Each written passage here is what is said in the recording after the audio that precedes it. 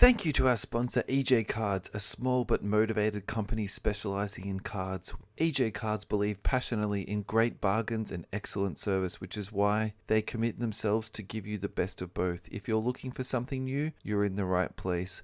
EJ Cards strive to be industrious and innovative, offering customers something they want, putting their desires at the top of the priority list. Find EJ Cards at www.ejcards.com.au or shop 394 to 398 Middleborough Road, Blackburn, Victoria, and also find them on Facebook.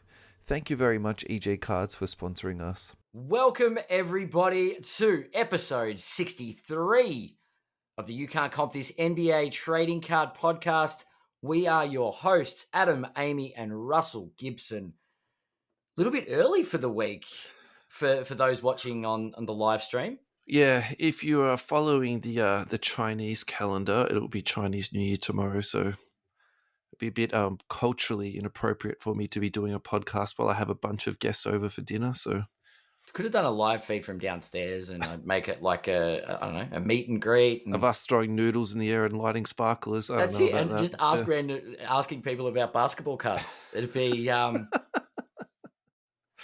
don't know, into mixing hobby and culture, and I don't know where I'm going with that. So. Neither do I. I'm just that's fine. All right. Yeah. We've got a little bit on the docket today. Yeah. What do we want to get started with? Do we want to go straight into our first plug?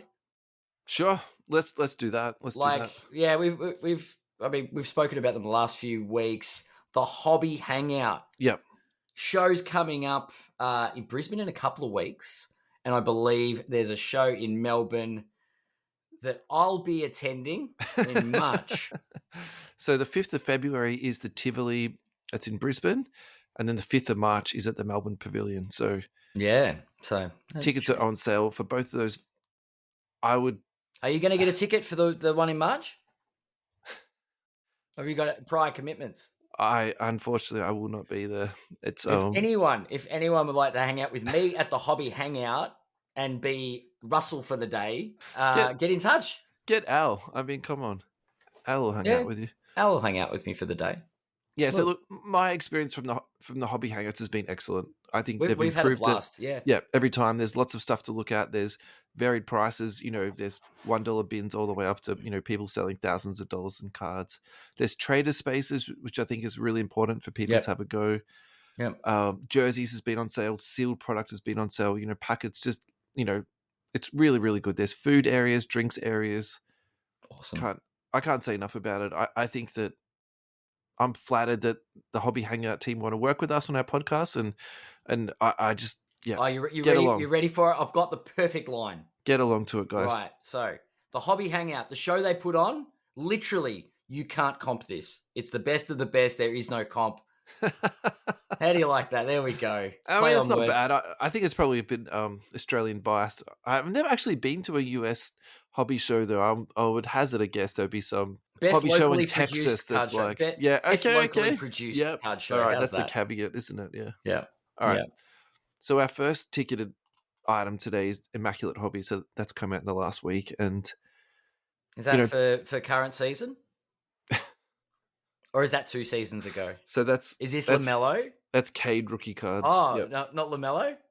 I thought we were getting Ant-Man and Mel. No, sorry. LaMelo's done, man. That's done. I know you're taking the proverbial Mickey here, but look, it's good to see iMac because it is an important product, and I do have this thought or this sort of theory about each product has one, very special card, and if you go onto the card porn Facebook or Instagram, whatever you want, you'll see the important card. One of them's already been hit, so it's it was like a base De'Aaron Fox. I was watching the reel.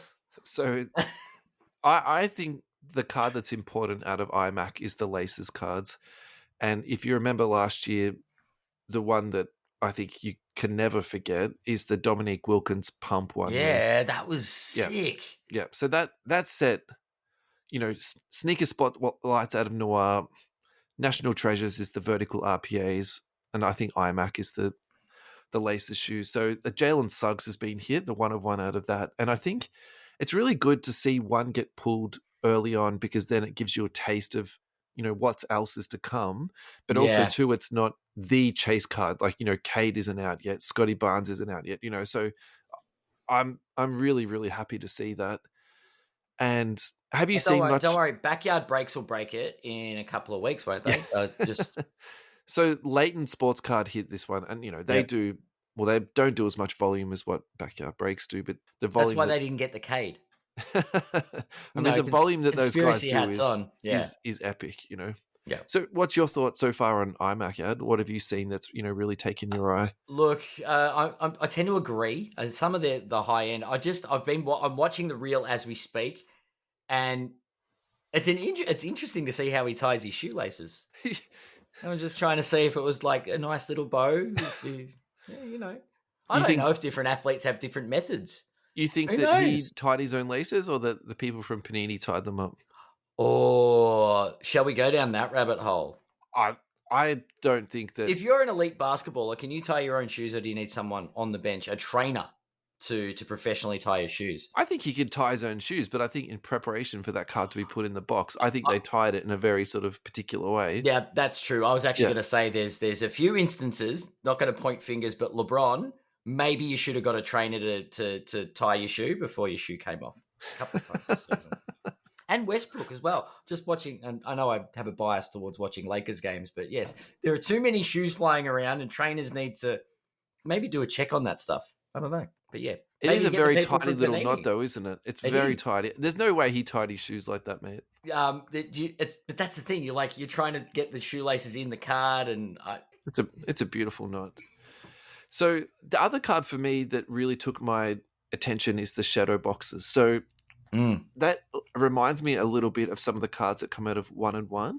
And the other thing that it sort of got my attention a little bit too is you see a lot of these custom cards that are coming out these days, and people are really spending a lot of time sort of making them three-dimensional in appearance and giving the cards a little bit of, depth in the background. Yeah. And I think that those shadow boxes have really sort of tapped into that space. Yep. In terms of those cards being collectible, I don't think that's something that you need to buy into and sort of, put away for later. In saying that, if it's your PC and you have a look at them and you really like the appearance of them, they are on-card autographs.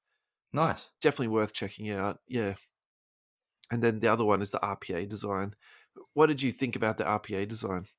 I do think iMac get the RPAs right. Yeah. I think it's a high-end product. So it feels like a high-end product. Do you know what I mean? Like they haven't cut corners. It's sleek, it's nice, and definitely you're right. Your comment on the run sheet is better than Noir.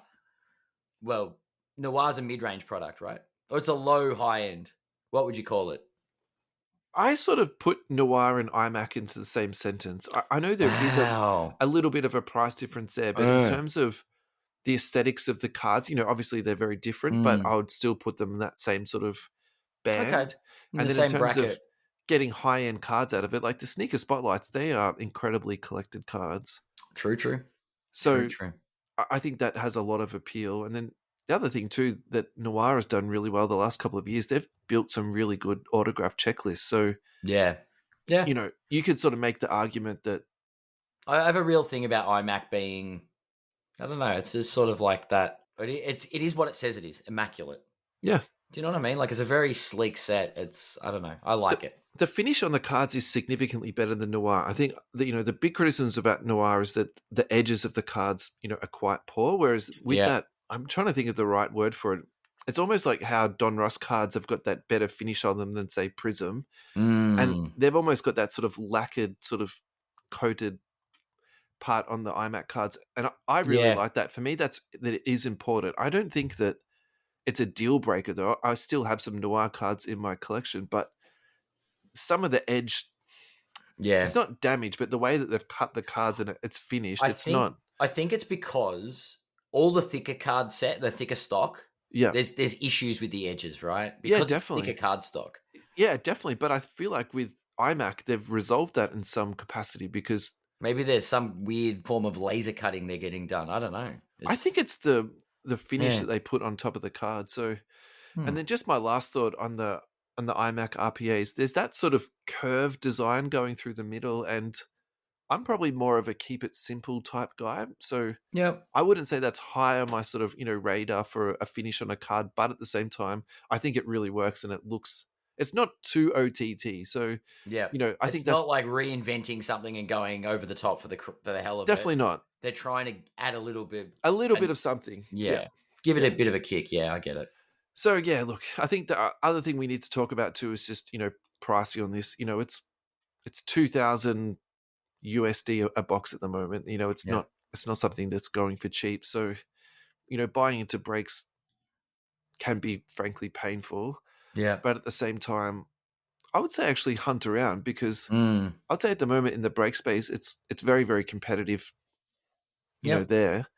And even if you do have to go overseas to look for it, but some of the case break buy-ins actually been quite surprising for me, to be honest. Like reasonably priced. Yeah. Yeah. I think it's exciting at the moment. I think, single prices have come down, break prices have come down. I think it's awesome. Looking good. Yeah. Good. Always good for the hobby when people, the affordability is there, I guess, for the consumer. Yeah. Final thoughts on iMac, Ad? It's immaculate. Yes, that it is. It is. Good to see iMac. Hope we get to see some for this season in a couple of years' time. Alrighty, buy, hold, sell listener edition. So we put something up on the page today. We've got 2 responses on it, and I'm very happy with the 2 responses we've got. So Mark Smith sent in a jersey numbered impeccable Joshua Primo rookie card. It's the silver. Of course they did. It's the silver bullion card. Yeah. So, Ad, where are you sitting on this? Is this a buy, hold, or a sell for you? It's at the moment, there's no lower Primo can go, right? It's a hold. You've got it, hold it. Yeah. Because in the event that things get thrown out, which, I mean, we don't know how this lawsuit's going to go, he might resurrect a career. Yeah. Do you know what I mean? Like, and it might go up in value. Yeah. I think actually the lawsuit's been dropped. Let go. Yeah. Yeah. But that's the thing. Like, if it goes the other way, then his cards stay in the toilet where they are. Do you know what I mean? Like, there's only one way for this to go. So it's a hold. Unless you really want less than the value of the silver in the card. Do you know what's funny about that? I've actually thought about, the flawless cards with diamonds on it to get like one of the diamonds valued. But but to get a diamond value, you actually need to have the whole thing. You can't just look at the top. No, you actually have to take it out of the card. Yeah, so I was kind of like, I don't know if I've quite got the fortitude to do that. 1 troy ounce. So is that 1 ounce of silver? I don't know anything about silver ounces, mate. I'm sorry. It's really not my demographic. Silver price. So look, my thought about Primo is that, this is a very individual decision, but if you're asking for an unbiased, advice here, which is what I'm trying to say is, I personally would sell this. And the reason I would sell it is because I pulled up a few other comps for these similar cards. So a Cade number to 10 sold for 455 USD. And I think that if you are, that's something that's 10 cards of a shorter print of, and it's, a significantly higher prospect, that really gives you an excellent context of probably, where the value of this card sits. Well, I've just looked up the value of silver. What would you value the Josh Primo of this card? Well, so I think it would be around $40 USD, because I found a Denny Argiva for $80 USD, also numbered to 20. Okay. So what's the silver worth, buddy? 35 AUD. Okay. So it's not a complete write-off, is it? So if you can pick one up for $20, you can flip the silver for 35. Now, this is why I came to listen to this show, to learn about flipping silver. We're flipping commodities. We're trading cardboard into resources. We've moved into the commodity markets. This is fantastic. Yeah, we're expanding. I found a Jalen Suggs to 20 for 102 USD. These are all sold prices. Yeah. So, and probably where I'm leading with this a little bit too is, if you are selling it, I think the automatic assumption is that you would be buying something else. And I would put that into something else. So whether you put it into a different player or you go for something, low numbered, like a 1 of 1 or a 1 of 5 or a 1 of 10 Josh Primo, Yep. like if you really want to do it.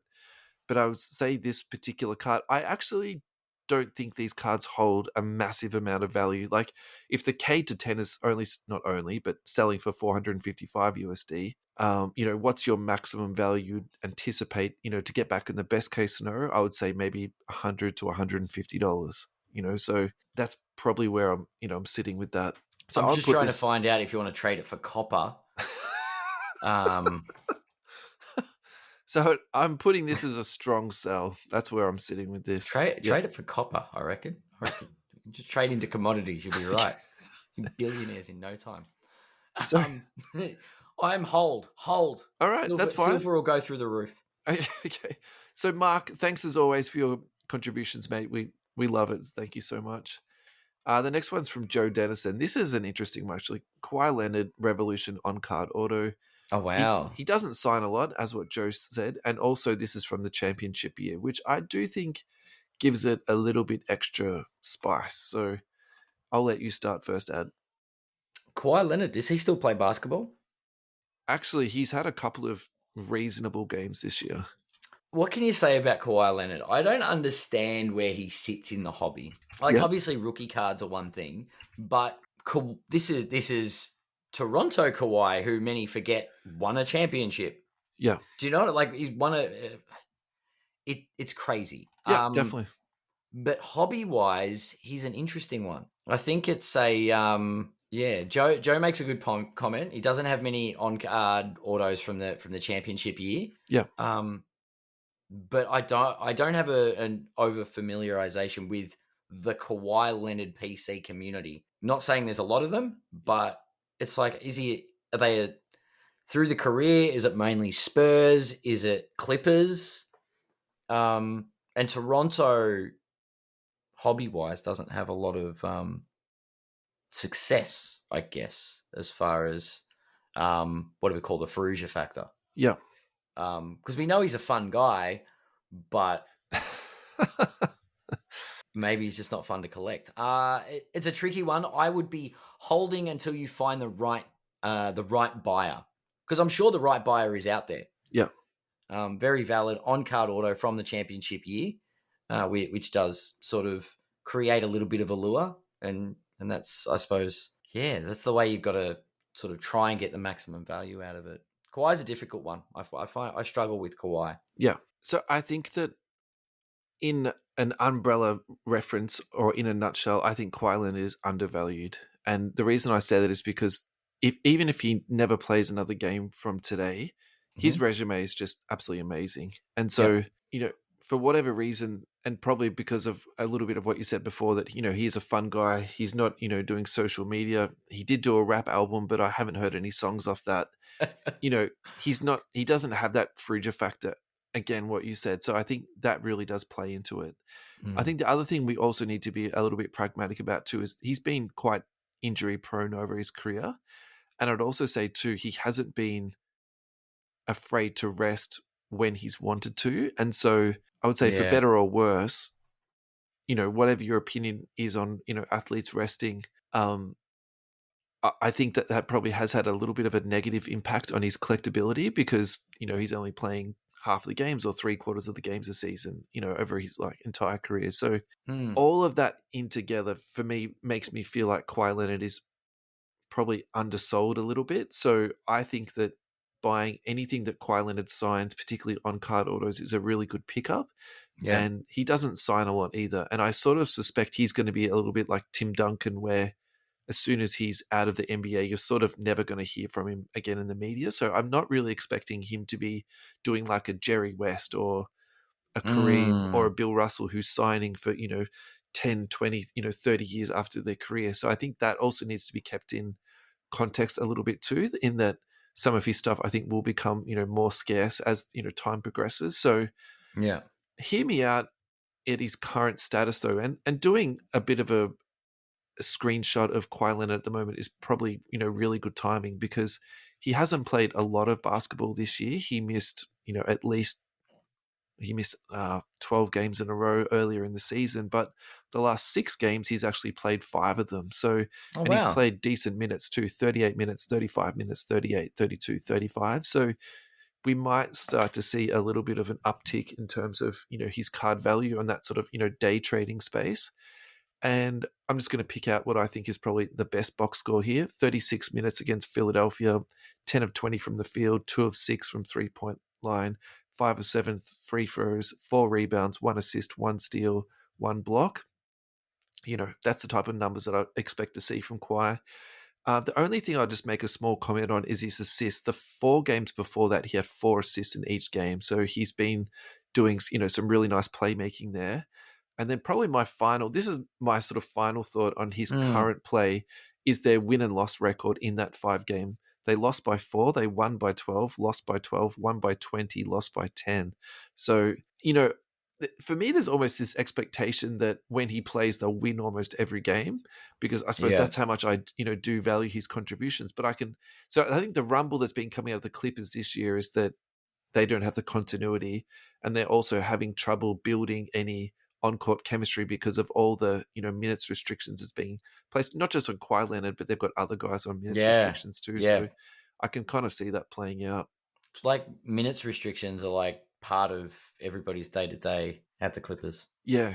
In terms of valuing this card, I found a Donruss significant signatures that sold for 102 USD.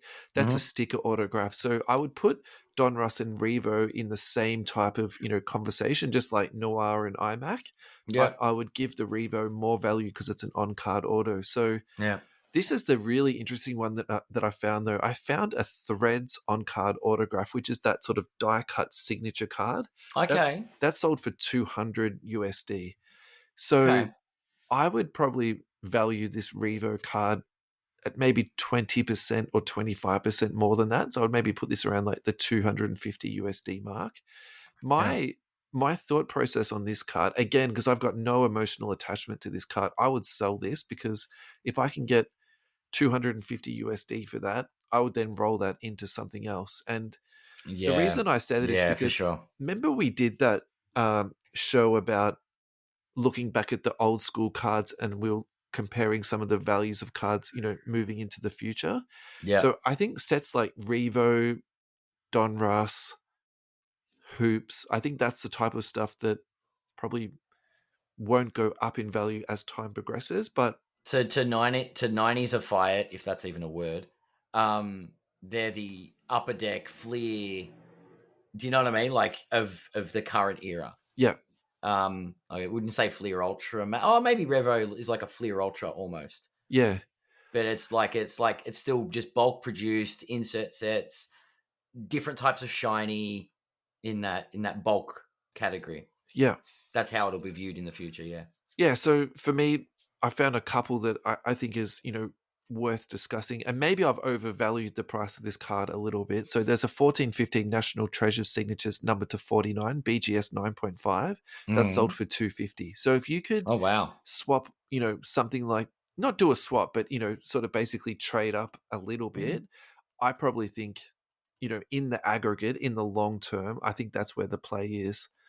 So that's probably, where I'm sitting with this card, to be honest. I think that Kawhi Leonard is a buy, but this particular card, I would sell that and roll it into something, try and get maximum value for it now and roll it into something more. Even if you do have to put a bit more cash into it, I think that's the play for me. So alrighty, card porn lawsuit. I think this is a really good one to have a bit of a chat about, because look, I started reading and then I went, this is a lot of reading. So look, I think to summarize it, the first things first is I would say that if you don't want to hear our breakdown of this, just skip forward a couple of minutes and listen to the breakdown that the guys did from Sports Card Nonsense, because you know what Mike is like. He's very entertaining. He's very engaging. He had some, pretty interesting things to say about this. But basically what it's about is it's somebody who's trying to sell a LeBron James card. And the crux of it is whether they did it or the person that they bought it from before, the patch has been swapped out. And basically there's enough evidence being supplied that, with the serial numbering, with the photographs that's available. I don't think that card porn, is lying about this, but basically what the lawsuit is around is because once it was identified as being a switched patch, then the sale listing got pulled down, and they're basically saying because of you've now cost us, $6 million.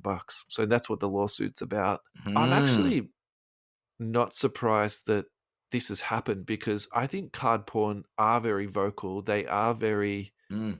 It's almost like scammers pages, because I know that a couple of scammers pages in the States have actually had lawsuits brought against them because of essentially, defamation. And I think it's the same thing, but it's a little bit different. I can understand how this could, end up, being in that way. Yeah. The really interesting thing for me in terms of, litigation is they actually can't identify who owns the card porn page. Yeah. So wow, this is we've talked about this previously though. Yeah, like who they are, like and that they're reputable, they're this, that, and the other. Now it's like we can't even find them to sue them. Well, people in the card collecting community who are in the know who they are, but they've kept their identity secret. So I think that's something else. Like can you make people talk? And reward offered for anybody. This is going to be interesting. This is. Look, my gut feeling is this is not going to go very far at all because, first of all, if they can't identify them, but also, too, how much money are these people, willing to spend on a court case that might not, go anywhere? But I suppose also, too, from card porn's perspective, I don't know who they are. I'm only speculating. I think it's someone to do with PSA, personally. It could be interesting. How deep are their pockets, to sort of outlast this lawsuit? I don't know. What's your thoughts on all this, Ad? It's twofold. It's it gets a bit crazy, but I'm a fan of justice. I appreciate what card porn do. Yeah. Right? But if some of their things are false, misleading, and lead to this happening, like the devalue, basically saying the card's fake, inauthentic, devalues the card, they've got to be held accountable for their statement. Right? For us, I made a comment about Zions and Jordans, and we had to come on the following week and say, sorry, fact check, we got it wrong. Yeah. Do you know what I mean? Like there's a level of responsibility that if you're spewing things into the abyss we call the internet, there's got to be a level of accountability. It is defamation in a sense. They've defamed the card and its value. Like they've decreased the card's value by doing it if the allegations are true. Are false. Do you know what I mean? Like I feel like the lack of accountability. You're saying that if what card porn is saying is incorrect, it's defamation. Yeah. So by using that same thought process, are you saying that if what they're saying is correct, it is not? Well, it's not. It's actually but there needs to be accountability and traceability between the accusation. Yeah. Like that's the thing. We can't get on the show and say that sucks, the shoelaces card. Imagine you're going, that's not real, that's a fake. Latent breaks have been doctoring cards and producing fake crap. Like just make a baseless accusation without any recourse. Yeah, so I suppose what's a little bit different here though is I think they've actually gone to a lot of effort to present the photographs and the scans of the card when it was originally produced and then when the card appearance changed. So being card porn? Yeah. The problem is if it's genuine, then tell the world who you are, card porn. Oh, okay. So that's you can't hide behind. Yeah, you can't hide behind I've got it could be one of Kevin Durant's burner accounts for all we know, right? And he's just trying to mess with LeBron. Yeah. You know, but the fact that we don't know the identity of the person making the accusation, I think is it shows how dangerous the internet can be. Yeah. And how harmful accusations can be. Yeah. I mean, whether they're founded, unfounded, they have to be, even if they're based in fact, people should have the opportunity to face their accuser. And card porn is hiding behind the name, a social media account. Okay, so hypothetically, if card porn did reveal their identity, how would you feel about this lawsuit then? I'd be interested to follow how the lawsuit against that individual was going. Okay, sure. Because then you'd know who they work for. you would know the reasons for their research, whether it's just genuine investigative journalism, or if they've got a vendetta against a grading company, or if, do you know what I mean? Yeah, sure. Like it creates another narrative if you got the identity of the person making the accusation. Yeah, sure. Like if you put PSA in the toilet, for argument's sake, by finding that PSA have actually been fraudulently giving out tens, but then you find out it was a BGS employee, where's the credibility? Yeah. Do you know what I mean? Yeah. I don't know if I explain it, if I've gone on too much of a tirade about that, but I just think, yeah, there needs to be, you can't hide behind a false name. Sure. No, that's fine. Look, I think it's a slightly different issue to like what's being discussed here, but at the same time, it's still very much part of the, that conversation. Yeah. And while we're on that, we need to come up with a name where we can just slag people and just make a fake account and just get followers on that. And just really. It's okay. So now that you've brought that up, it's really interesting because for a while I actually had stopped going on to check for their content. Yeah. Because I think for a while, I'm not sure. Just for me, the vibe wasn't awesome. Whereas I feel like the last 3 to 6 months, actually, it's been a little bit more upbeat. And I feel like they've made a very concentrated effort to make them sort of more feel-good posts plus educational posts. And I think, for me, this particular incident actually fits into educational. So the other one that I want to touch on too, now that we are talking about card porn, is they recently put one up about a fake Jordan. And I think that for me, this is important because, we were talking about the fake Jordans with the star cards. Yes. And you don't know what you don't know. And I think that the people in card porn have a very deep and much longer running knowledge base than, that I can even tap into it in a tiny percentage. So for me, I think that part of it, is important. And the other thing I was thinking about too is, can you imagine sort of living in a world without card porn? Because I think that they've done, in the aggregate, I think they've done a lot of good for the hobby, helping educate people. And have they done it in a somewhat flamboyant and maybe sometimes confrontational way? Yes, absolutely they have. Oh, look, they got a big following with their clickbaity style. Totally, right? Yeah. But if you sort of look beyond that and you read They've done a lot presenting, of good, sure. Yeah. They also do some very good investigative work, and I think you have to give them, some kudos for that. So that's probably, where I sit with all of this. I don't disagree that there is good in the hobby that comes from it.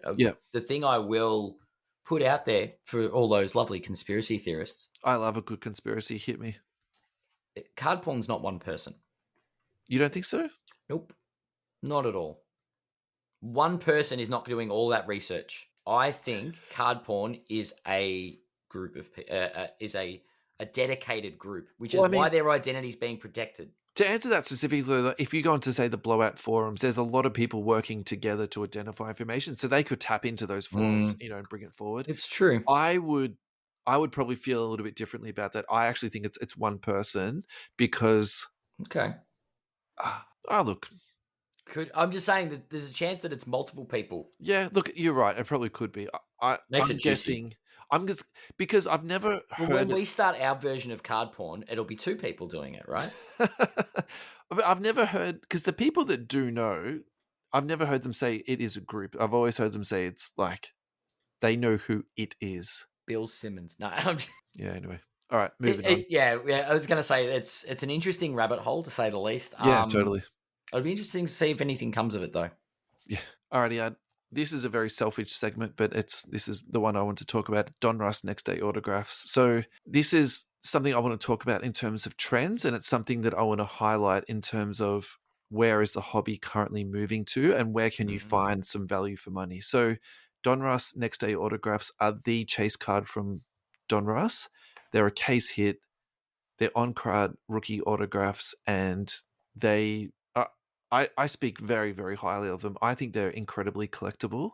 And I think in some ways they're almost, they overvalue the overall product of Donruss significantly. Like, I feel like without Next Day Autos, you might as well collect hoops, to be honest. So love me a bit of hoops. Hoops has just dropped. Come There's on. nothing wrong with hoops. I don't mean it like that, but I'm saying if you took these out and I had to choose between the two boxes, I'd probably just get some hoops.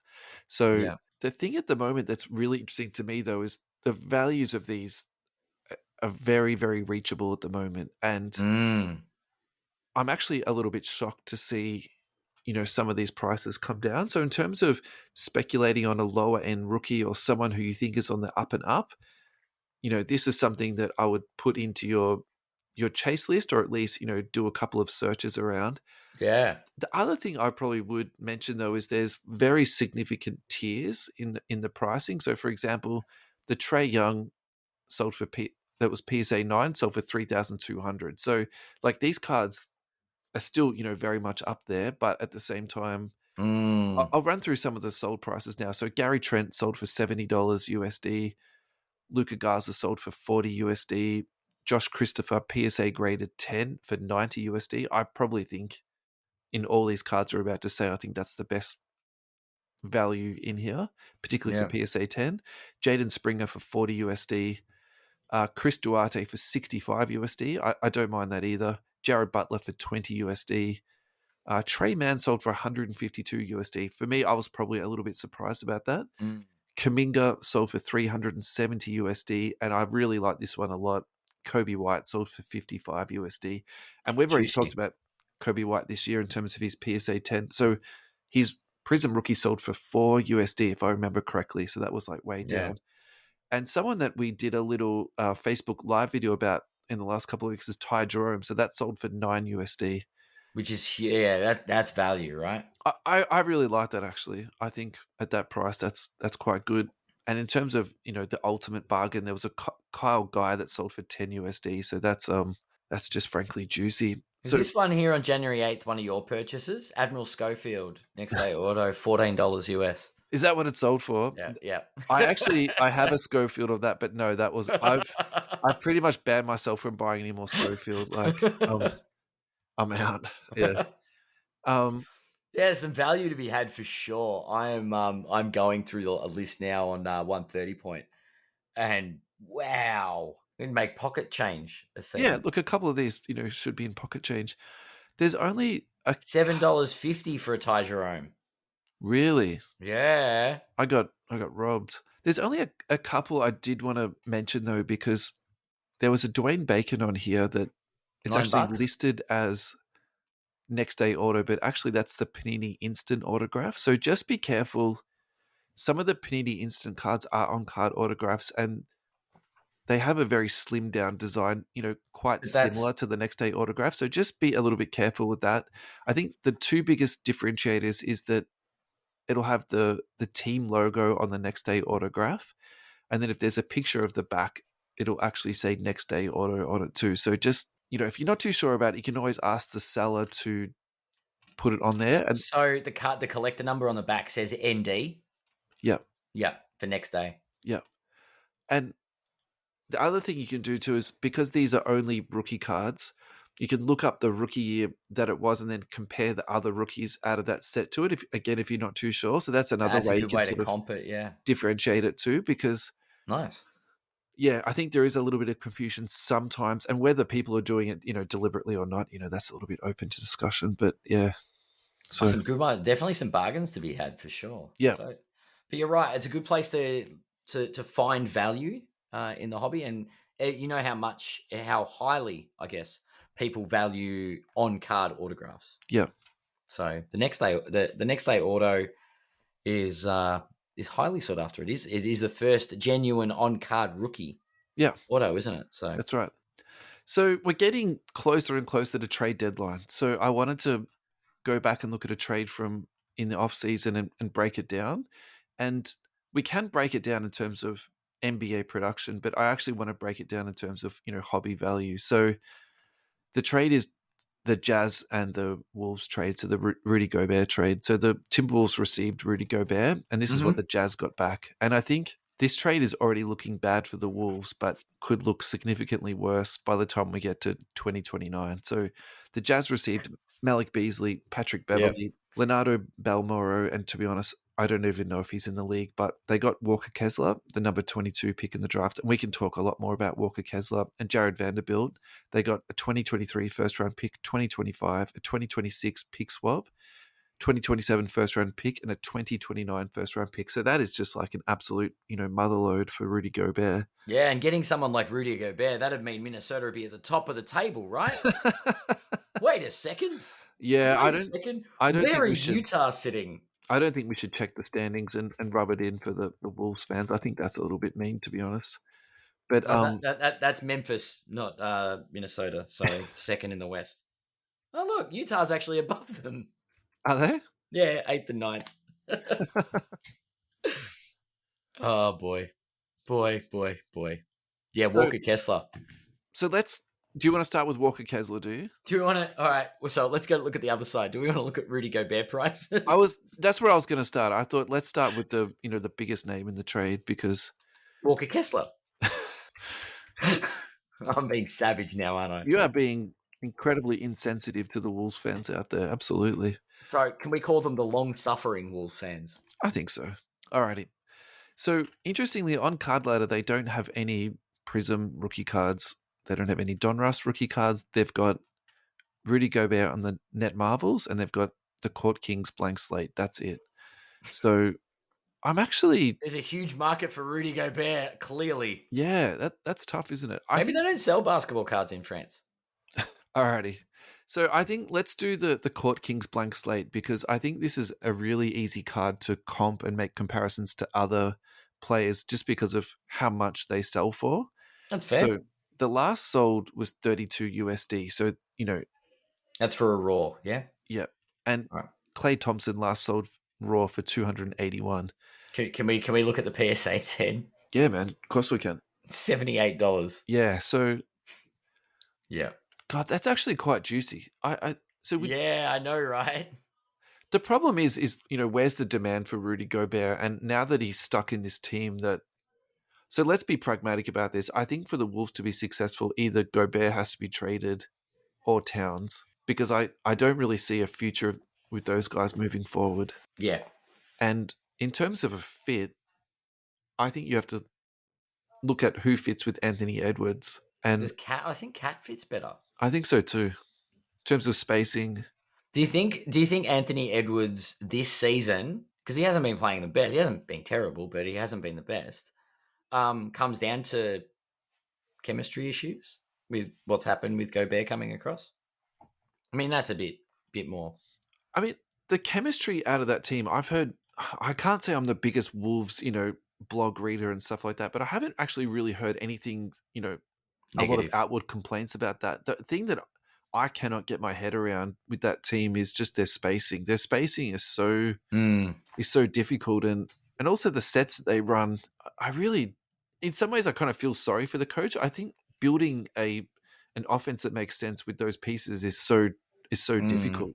Yeah, for sure. So anyway, that's probably enough about Rudy Gobert, isn't it? Let's get on to. I think we've covered more than we need to with Rudy Gobert. Yeah. So the Walker Kessler piece is actually really interesting because he started off really slowly this year, but he has been balling. Yeah, but the last few games has been, you couldn't ask for anything more out of a rookie. And I think it's also interesting too in the fact that, again, this is like another massive surprise coming out of Utah. We've already had a huge surprise with Lauri Markkanen this year in terms of just someone coming out of the woodwork, and now we've got another one. So have they somehow rebuilt their team in one season and found two pieces for their starting lineup already? Like, is that and loaded up with a bunch of draft picks? That's right. Like, is that possible? So I think it's very possible. Yeah. So you know what? I'm sick to death of Danny Ainge just making magical things happen out of nowhere. I think Boston moving on from Danny Ainge, I felt this at the time. For me, it was ridiculous. It was so short-sighted. And for him to then get a job and do what he's done already, it just goes to show just it's a proof in the pudding thing. Yeah, how amazing of an executive that he is. Like, it's just, ridiculous to me. Anyway. Look, I'm enjoying the fact that Boston made a mistake. So it's just a rivalry thing. Look. They're having success, Boston. I was going to say, they are But it's still a mistake to let Danny Ainge go. I put them, for me, actually second to win the championship this year. Actually, I've got Denver number 1 and Boston number 2. That's a little bit clickbaity, but at the same time, I don't care. I think Denver is just so amazing at the moment. Anyway, we've really digressed. So I think the thing that we have to talk about so far with Kessler is his rebounding and shot blocking. So the last 5 games, rebounds, 11, 21, 12, 9, 11, and 11. So that's amazing output. Mm-hmm. Blocks per game, 2, 2, 2, 7, 1, 6, 0, and 2. For a rookie to be outputting like that and essentially picking him up as a throwaway piece in a trade, it's actually crazy. I don't think you can give that trade anything other than A++ for the Jazz. Yeah. It's just amazing. It's a little bit difficult to comp him at the moment just for the fact that, really the only thing that's come out is hoops. So we can do a quick check to see, where we're at with hoops, but at the same time, can look on 130 point, see if there's any. Yeah, that's fine. Good idea. Let's have it's a small sample size of performances, right? Like he's burnt the last week or so you'd expect there'd be a bit of demand, but Hoops is you're right. Hoops is the only sort of. So Hoops number to 25 sticker autograph sold for $260 USD. Whoever sold that for that price, that is an absolute home run. Timing is everything, isn't it? Timing is everything. It's, people are starved for new product, and then he's playing amazingly, and also Hoops is just, literally just dropped. But I think that's frankly troublesome to invest into something like that. I think that's a PC piece. We've got a Hoops auto hot, is it? Yep. Hot signatures? Yep. Is that Walker Kessler hot rookie signatures? 103 USD. Yeah. It's all right. It's like 100. It's a lot, but I think someone's taking a punt early. Yeah, a part of it is punt, but I would also say too, part of it is that initial rush when a new product comes out and the prices are the highest. I think from here you would see the trend of that, value come down. Drop down, but at the same time, I can also understand there's a lot of hype behind this dude. What about, so when we're talking, I'll delve into, I suppose, break value. He's in the Jazz, he's going to be a Jazz pickup, right? Yeah. So does this up the opportunities for the Jazz? What picks did they have this year? Is Bones their first? Bones was in. No, Bones. Is Walker the only pick that the Jazz had in the first round? No, they didn't have a pick at all. So they traded into the draft to get 22. Grizzlies traded to Minnesota. So I think my issue with pricing up the Jazz and then bumping up their price because of Walker Kessler is that they're not a very popular team. Like, there's the diehards that collect the Jazz. I wasn't talking about bumping up their value. I was talking about, is there value in going into the Jazz in breaks because of the performance of Kessler? And I'm like, they've only got the one pick in this draft class. Well, I think. I was going to say no, but I meant no as in yes. Like, you are correct. I think that there is value. Jazz is a very, very cheap team, in the bottom 10% in terms of value. And then if you've got someone who's absolutely peaking at the moment, there's nothing. Yeah. There is absolutely nothing wrong with that at all. I think that's a very sensible thing to pick up. Jump in a hoops case break. Yeah. So, but yeah, Kessler's definitely. It's funny that he's a center because they actually. I'm pretty sure I've got a results schedule. He's listed as a center. Yeah, definitely. Yeah. Do you realize that Minnesota and Utah played a couple of days ago? I have been watching hoops lately, but I've probably dropped the ball a little bit the last couple of weeks. No, I'm just going to go back because family and stuff. It's been a bit. This might be actually hilarious. I just remember hearing about it because I do. Funnily enough, I actually do know a long-suffering Minnesota fan. Now, are we ready to see who won the trade? Walker Kessler versus the Minnesota Timberwolves. 20 points, 20 rebounds, 4 assists. Yeah. Let's go to the other half of the box score. Gobert, 2 points, 1 rebound. He did go off after 4 minutes. But yeah. I think that sums up that trade. Yeah, he's struggling. I think it's been a very difficult year for the Wolves, honestly. And that was the thing about that trade that I was really struggling with in my head. I was like, this makes sense if you're building a 2K team and you just You've identified the fact that your team needs to be better defensively, and you go out and get the best, You win defender in the now. league. But Let's do the win now thing now. yeah, but you could also argue that the best player on the Wolves team also played at center. So then you've got your two best players competing for Clogging minutes up. at the one spot. And that's the part for me that essentially there was too much redundancy. Like, that didn't make sense to me at all. Does Anthony Towns play the center though? Like he's a 3-point contest champion.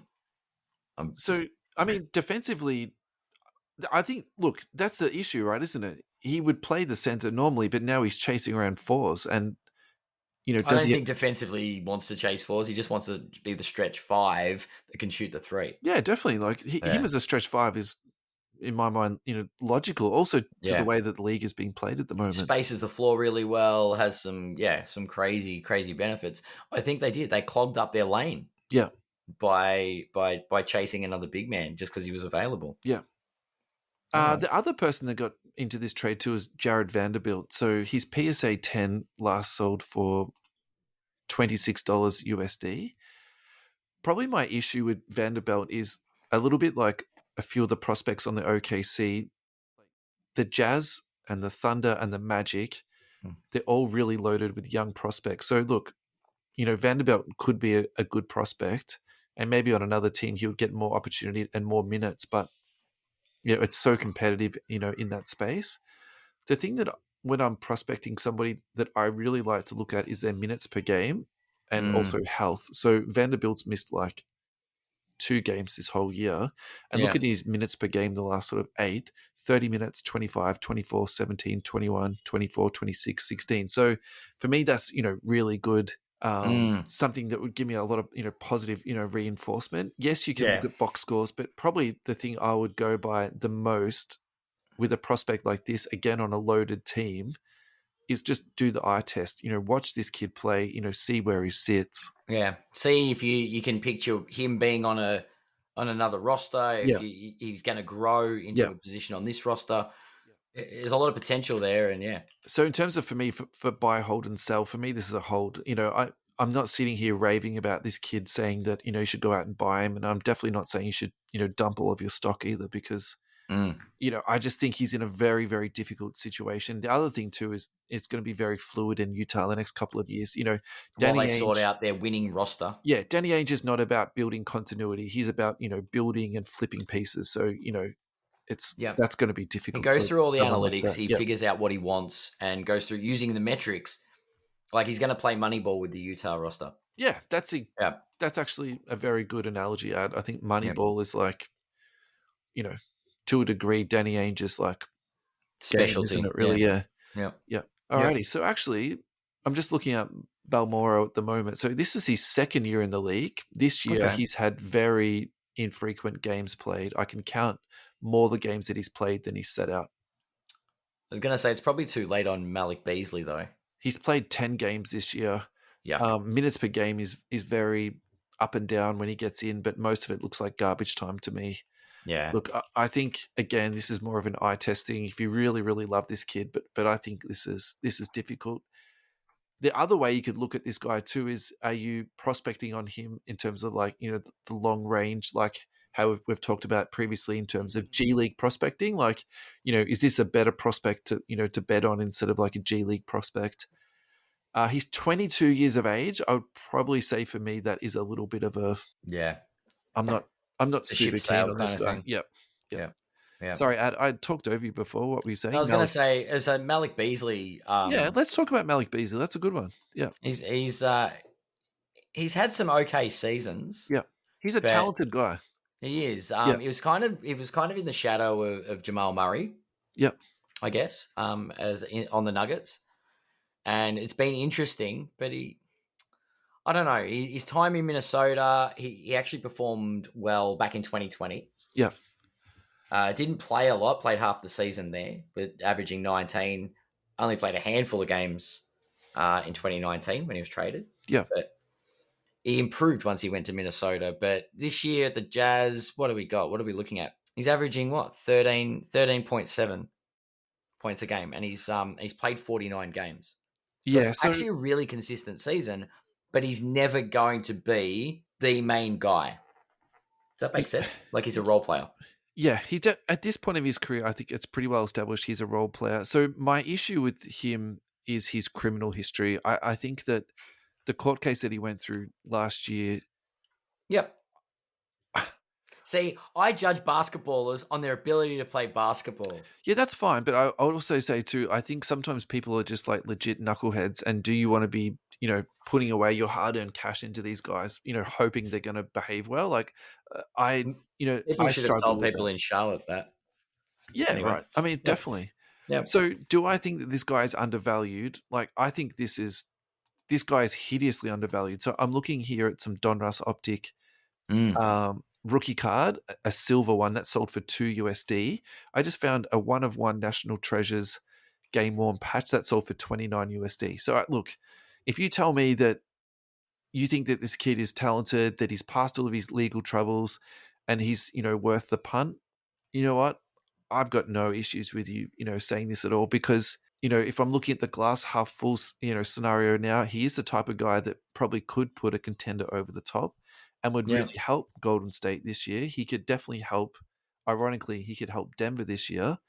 And look, probably Boston's pretty full in their backcourt. I'm just trying to think of all the contenders that could just where he'd best fit in. What about the Bucks?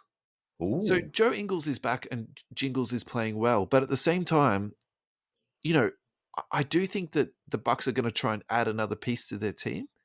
So is Beasley maybe? Yeah, he can play both sides of the ball. He can shoot a little bit. Like, again, this is very cup half full sort of scenario. But okay, look, I'm probably not as. This is too much risk profile for me. But at the same time, if you tell me, I'm jumping on to this guy, I've got look, I'm more than likely no problems with that at all. Jump on to Beasley than I am to to start buying Bolmaro cards. Yeah. I think that's very fair. He's a much more established and proven NBA player. Yeah.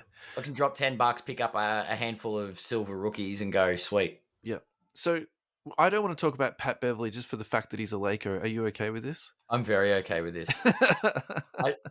I didn't like him when he wasn't a Laker, and I don't know how I feel about him now he is one. So he's just a little pest. Don't dodge. Like, tell me how you feel, Adam. This is outrageous. Look, I think he's got that he's got that vibrato like a point guard should. He's he is a general, and he'll put his life on the line to do anything he can for his team. He's a good teammate, but a pain in the ass if you're on the other side of the court. So the running backline story about Patrick Beverly is that he was playing in Russia, basically just balls out every day, just basically playing for his life, defending, grit and grind. And Daryl Morey brought him across and just literally said to him, get out on the court and just do what I've always done.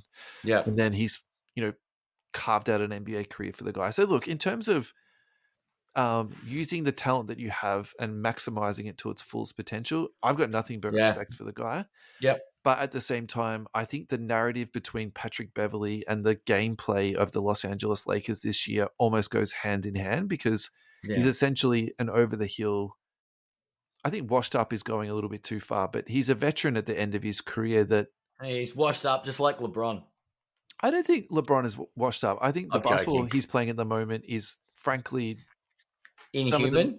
It's some of the most amazing, human feats I've ever seen, but like, he plays so far below the rim now, it's almost comical the way he lays the ball up in games. Like, I actually kind of chuckle to myself, like it's just kind of literally an old guy out there just like wearing said this the other day. These dudes out. Yeah. We were talking about Father Time is undefeated, but I tell you what, LeBron's having a crack. Yeah. He is having a crack. Yeah. Anyway, we digress. All right. Patrick Beverly, Timeless Treasures, Validating Marks, autograph, $2.50. So, we're talking... This is like a real spin on pocket change this week, I reckon. I think we've integrated pocket change into the episode this week. I don't think we need to do pocket change. No, but if Andrew Dean wants to send me an image that I can use, because I'll put a post up in the group. Yeah, come on, Andrew. And I will, give me another pocket change image, and I'll whack it up, and we'll get some listeners contributing their pocket change. Yeah. Alrighty, Ad, let's tie this bad boy off. Final thoughts? Final thoughts. Don't invest in Rudy Gobert. Card porn. Tell us who you are. Anyway, card porn. Just come out and say who you are. And you can find us on TikTok. I'm putting especially outtakes and bits and pieces up there. I'm thinking about doing some live stuff to try and get, up past 8 followers or whatever we're at. I'll come and do some live stuff with you. No worries, mate. It'll be fun. We'll do some bits and pieces. I might even jump on the phone and do some dancing if that's what the listeners want. God, do not ask me to dance, mate. That's not happening. This is going to be fun. Next live show. Thank you to our sponsors. Thank you so much, thehobbyhangout.com.au. Thank you, EJ Cards, for your ongoing support. We cannot thank you enough. And thank you to all of our listeners. We're flattered that you would tune in and check us out. Thank you so much, guys. Have a great weekend. And a great Chinese New Year. That's right. That is right. Peace, Thanks, everyone. Bye-bye. Bye.